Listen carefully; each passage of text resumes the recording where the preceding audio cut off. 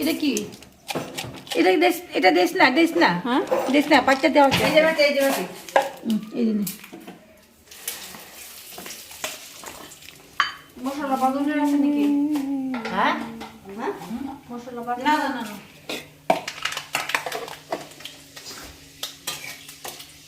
এই মটর ডালে দিই কিন্তু মটর দে রাখ কি দিতাম টমেটো দে দিয়েছিলি